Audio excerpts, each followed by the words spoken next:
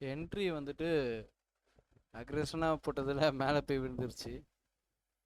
பார்ப்போம் மார்க்கெட் என்ன பண்ணுதுன்னு. 4 ஹவரில் தெளிவாக இருக்குது. 15 மினிட்ஸில் சிஐஎஸ்டி இருக்குது, இன்வர்ஷன் இருக்குது, டோட்டல் சூப் இருக்குது. இப்போது இந்த கேண்டலுக்கு மேலே போய் க்ளோஸ் வச்சுட்டு நெக்ஸ்ட்டு இந்த ஒரு பிபிஆர் டார்கெட் பண்ணுறேன். இந்த 1 ஹவரோட க்ளோசர் தான் கொஞ்சம் டென்டேட்டிவாக இருக்குது. ஏன்னா 4 ஹவரில் வந்துட்டு ஃபுல் ஆஃப் கன்சல்டேஷன் எஃபிஜி கீ ஏரியாவிலேருந்து டோட்டல் சூப் பண்ணிவிட்டு அக்ரெஷனாக மேலே போயிட்டுருக்கு. இப்போது இந்த இடத்துல இந்த சிஎஸ்டி ஃபங்க்ஷன் ஆகலைங்கிறது தெளிவாக தெரியுது. ஏன்னா 3 மினிட்ல தெளிவாகவே இருக்குது. அழகாக இங்கேருந்தே போகலாம், இங்கேருந்தே சரி வச்சு போகலாம். ஏன்னா 15 மினிட் இன்வர்ஷன் இருக்குது, சிஎஸ்டி இருக்குது, 3 மினிட்ல அக்ரெசிவாக இங்கே போயிட்டுருக்கு மார்க்கெட்டு. இந்த ஹை எடுத்துரும், இங்கே போகுமான்றது தான் கொஞ்சம் டவுட்டு. ஏன்னா மார்க்கெட்டு வால்யூம் எப்படி இருக்குன்றது பார்க்கணும். பார்ப்போம்.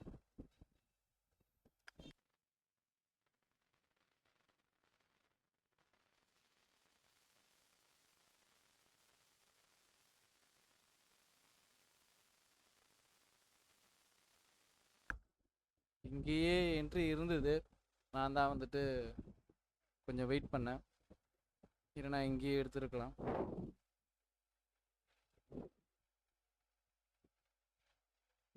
இப்போ இந்த 1 மினிட் எஃபிஜி வந்துட்டு புஷ் பண்ணணும் மேலே.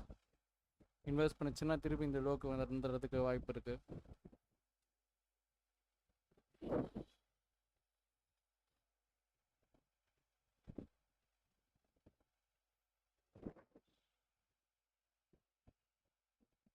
த்ரீ மினிட்ல பாடி டேப் இருக்குது.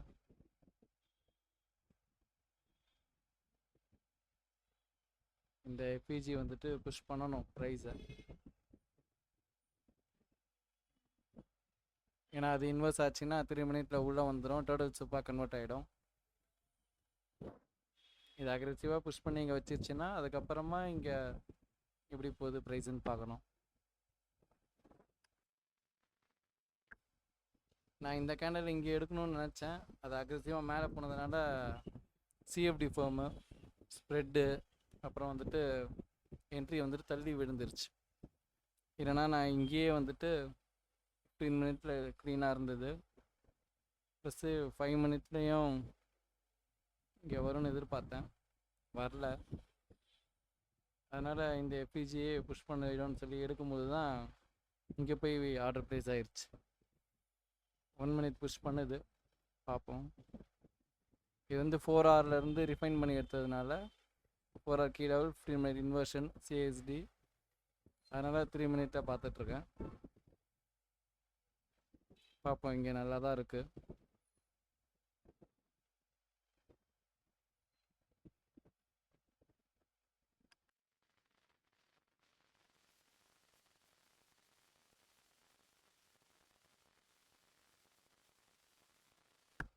இங்கேயே வந்துட்டு ஆல்மோஸ்ட் 1:2 கிடைக்கிது.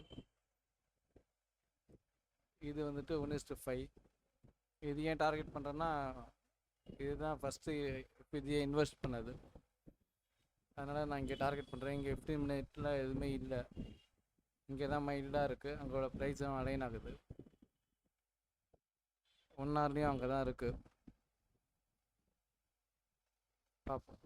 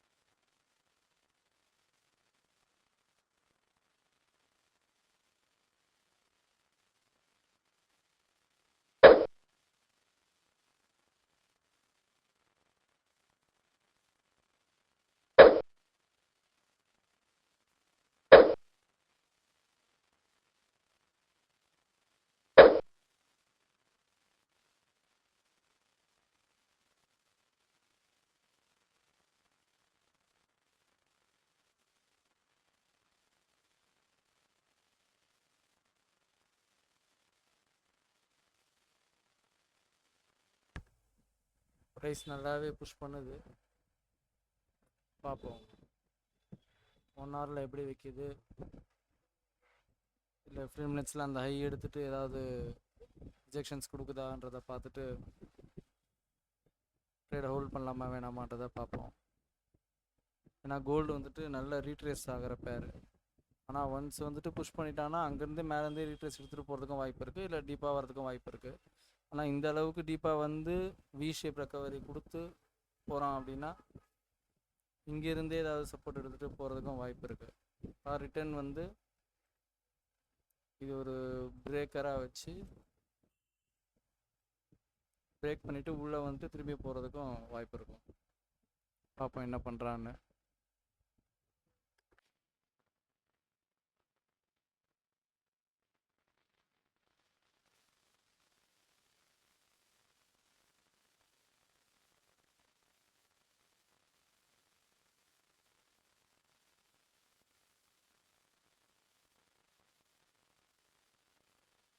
ட்ரேடை வந்துட்டு ரிஸ்க் ஃப்ரீ ஆக்கிடலாம்.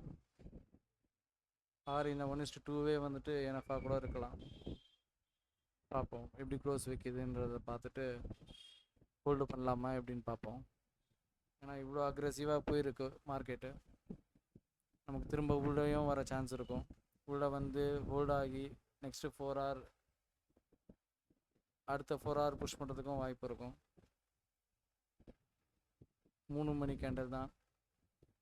ஆனால் இந்த லோ எடுத்துகிட்டு போயிருந்தால் இன்னும் கொஞ்சம் நல்லா இருந்திருக்கும். இந்த லோவை எடுக்காமல் 2 மணி கேண்டலோட லோவை எடுக்காமல் போயிருக்கு. அதுதான் கொஞ்சம் பார்க்க வேண்டியதாக இருக்குது. ஏன்னா இந்த கேண்டில் வந்துட்டு லோ எடுத்திருந்ததுன்னா எப்போவுமே எனக்கு அந்த லோ எடுத்து போகிற கேண்டில்ஸை வந்து நான் நம்புவேன். இங்கே வந்துட்டு தெளிவாக பாடி வச்சுருக்கு, செல்லர்ஸில் தெளிவாக பாடியோட வெளியில் வந்து வச்சுருக்கு. இருந்தாலும் பையர்ஸ் இதை எடுத்துகிட்டு மேலே போயிருந்தாங்கன்னா நான் கொஞ்சம் நம்பிக்கையாக இருக்கும். எடுக்கலைன்றதுனால தான் கொஞ்சம் யோசிக்க வேண்டியதாக இருக்குது. இங்கேயே கிடச்சிது, ஆனால் அக்ரெசிவாக போனதுனால தான் என்னோடய என்ட்ரி இங்கே விழுந்துருச்சு. இல்லைனா நான் இங்கே தான் எடுத்திருப்பேன்.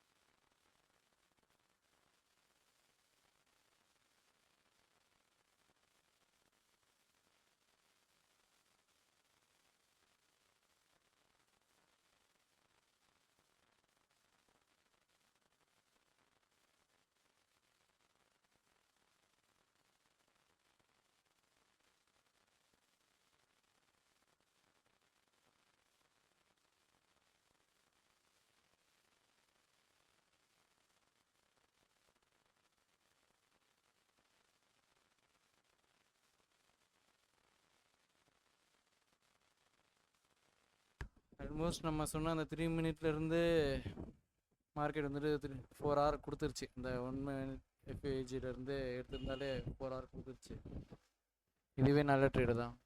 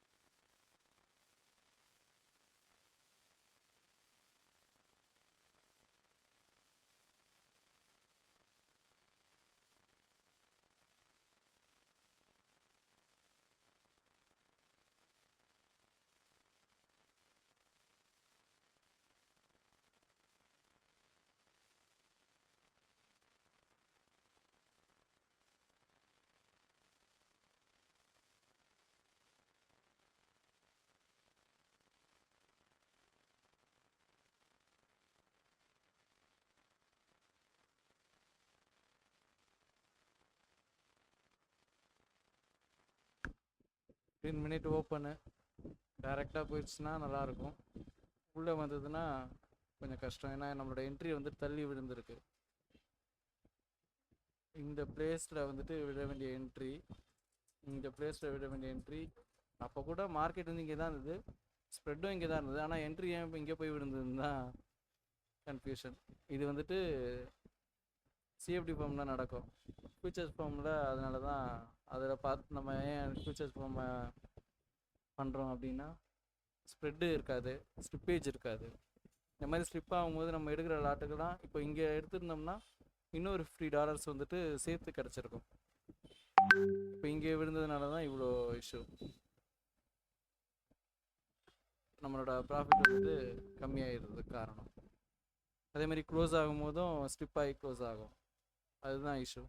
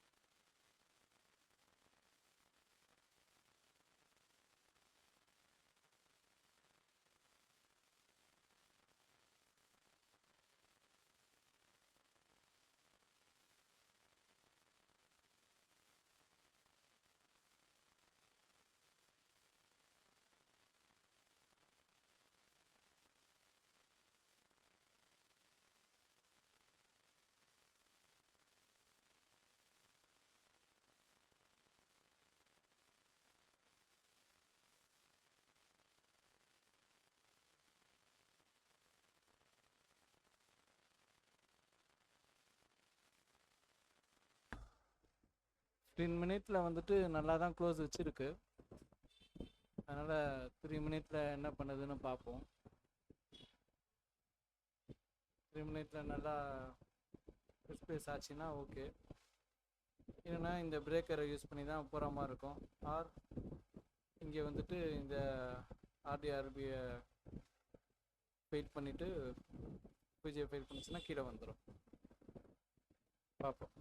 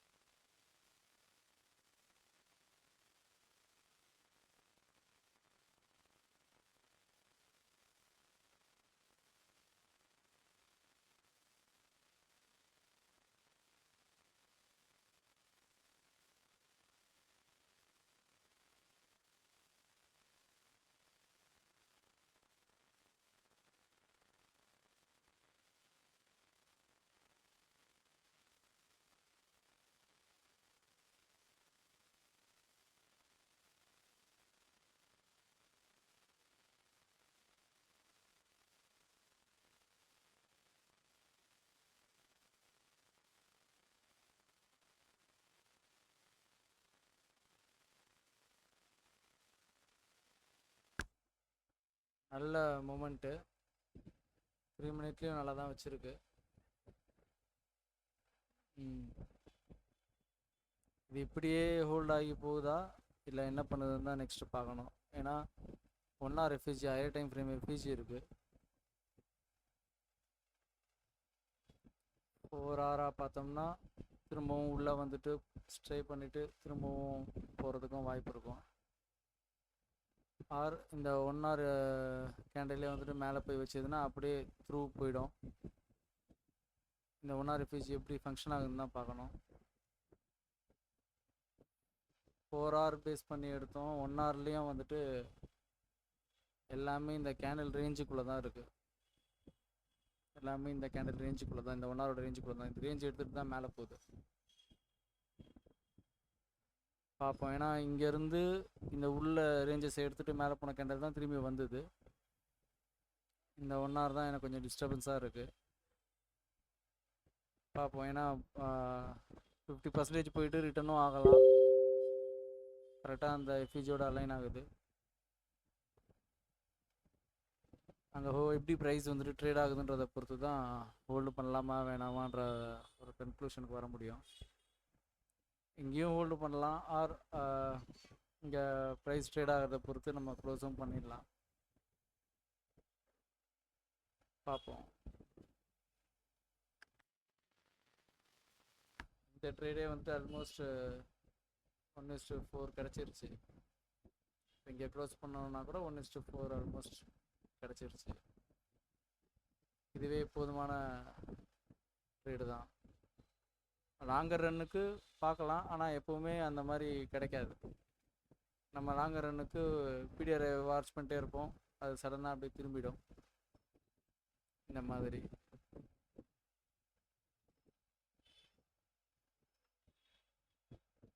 ஸோ போதும், க்ளோஸ் பண்ணிக்கலான்னு நினைக்கிறேன்.